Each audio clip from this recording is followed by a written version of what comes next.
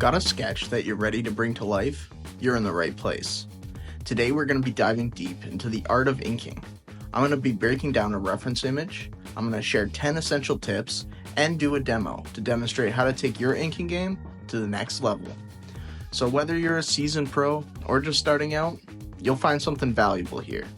Let's get started. Hey guys, I'm Matt, and I'm going to be doing a few tutorials for RetroSupply. And today, as you may have guessed from the title, we're doing inking. So let's get started.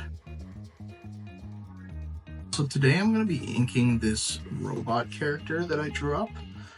Here is my rough sketch, and here is my clean sketch. I like to sketch super clean before I ink, but don't feel like you need to do that. A lot of people just kind of jump in after they're done kind of their rough sketch, which is totally cool. This is your world. This is your garden, man. You gotta dig it. So I'm gonna be showing you guys the reference I found that I'm gonna be basing my inking off. I'm kind of be doing a style breakdown for it. So here's the reference. What I liked about this reference, there's a lot of variation in the line weight. So you can see like this goes really thick to thin. And what I also liked about this piece is there's a lot of harsh, huge areas of black, which I really liked. I also like these round eyeballs. So yeah, I'm going to be trying to incorporate a few of those things into my work. I also really like the brushes that they use. They're not super clean, which is really interesting to me. And I'm going to be working a little cleaner because that's just my style. But that actually leads me to my first tip. Number 1, know your brush.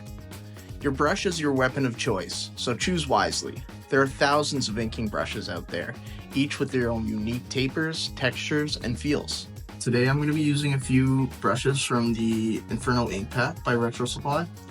For the border, I use this 1957 Atomic Ink brush, which is like pretty uniform, which is good for things like borders. For a majority of my line art, I'm using this Toothy ink pen, which the grain is a little different. It's a little cleaner. You can also go like a lot more thick to thin with it. And then for a few little areas where I wanted like some really sharp tapers at the end of my lines, I used this sharp nib pen, 1954, which like can go really, really thin and like pretty thick as well. So just gives me a little more control over some of the areas that I want to have a really sharp end. This isn't an ad, but if you do ink work, the Inferno Ink Bundle is a must. It's packed with smooth and rough inkers, plus like a bunch of dynamic brushes that can really elevate your art. Take the Crackle Dry Brush. This is perfect for adding texture and shading. I'm also using the Crunchy Nib brush to soften some of my shadows, creating like a different metal effect on this part of the neck. And the Totally Dry Ink brush, it adds like this raw and perfect texture for a more authentic ink look. And that's just a taste of these amazing brushes and what the Inferno Brush Bundle can do. But again, don't feel like you need to use these brushes. This is just what I'm using today. They are great brushes though, so you can check them out. The link will be in the description. Let's get started on our next point. Number 2, customize your brush. My little pro tip is to always duplicate your brush before you edit it, because you might want to go back to the original. You might, you don't want to lose that. So you duplicate it and then you go into your brush settings, and yeah, there's a bunch of things you can do here. So I'm gonna adjust the tapering. Just a little bit, just to give me a little more control. There's a bunch of other things you can do, but I'm pretty happy with this brush as is. You can also adjust your stabilization here, which brings me to my next point. Number 3, master stabilization. Too much stabilization makes your lines stiff and robotic, no pun intended. Too little, and you're battling wobbly, shaky lines. Test your settings and find the sweet spot that gives you smooth, confident strokes without killing your flow. For your stabilization, you can adjust it from your brush settings, but I prefer to go into my preferences and adjust it from there, because it kind of universally affects all brushes, which gives me a little more, stability in what I'm doing. I don't have to worry about one brush being more stable than the other. Number 4, embrace the power of digital art.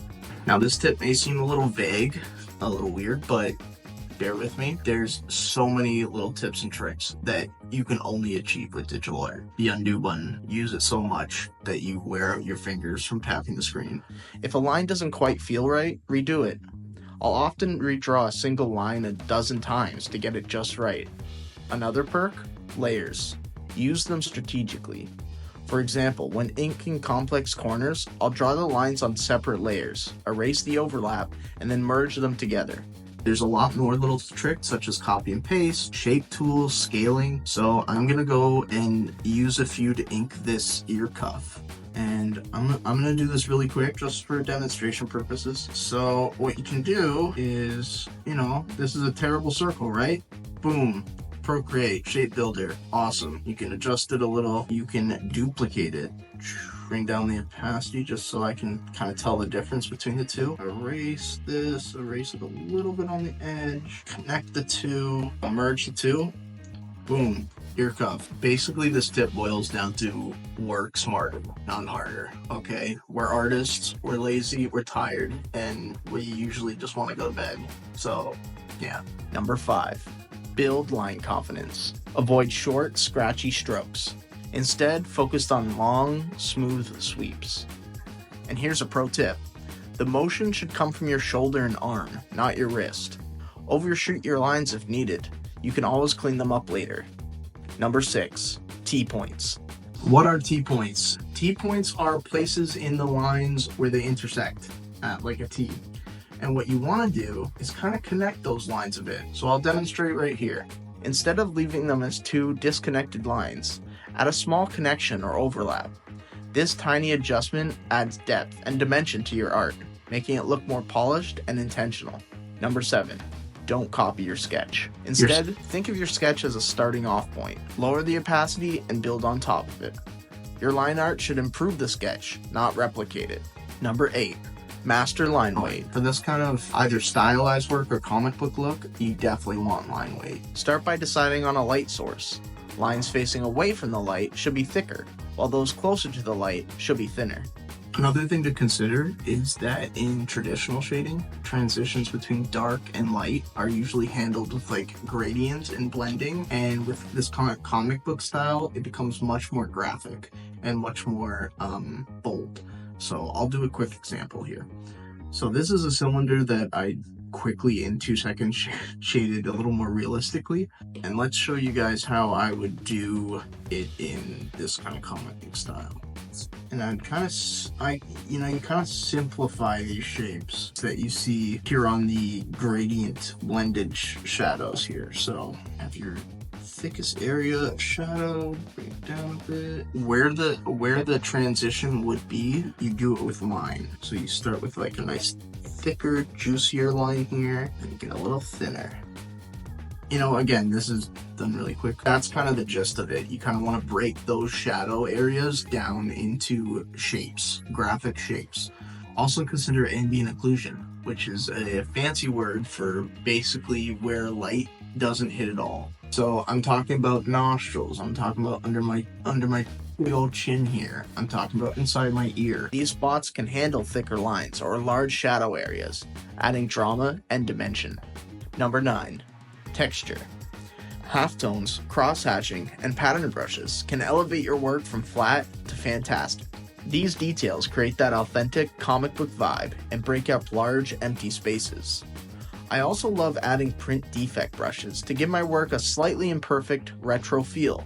And you want to keep these defects subtle. If you overdo it, it can look really weird and fake, but if you keep it subtle, then it can have a huge impact. 10.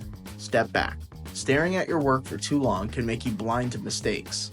Take a break, zoom out, flip your canvas, or blur it to check the problem areas. Sometimes, walking away for a few minutes is all it takes to see your work with fresh eyes. Now that I've stepped back, I'm going to ink this bad boy. Let's get the demo started, shall we?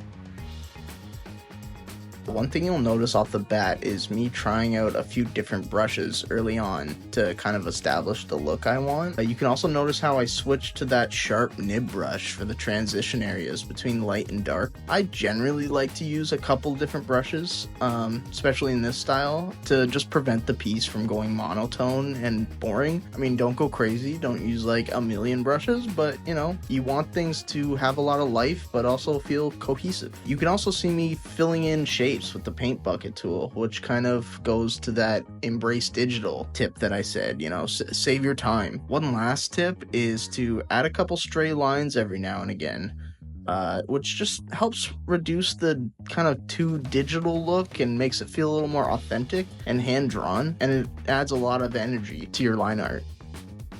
Alright, so I'm all done inking. Let's show you what I got. The big reveal here. Boom! I did all of this with all these kind of tips I've been showing you guys today. And just for fun, let's show some color, and boom! How's that? Pretty cool, eh? Pretty cool robot, dude. This coloring method is used with the Color Lab pack from RetroSupply, and it's a really cool way of coloring. Super satisfying. If you guys are interested, let us know, and I could definitely make a tutorial on it. And that's it. That is 10 tips to level up your inking skills. I hope you picked some information up from this video that's helpful for you. Let us know in the comments which tip was your favorite. Is there anything we didn't cover today? We're always looking to learn from this awesome community.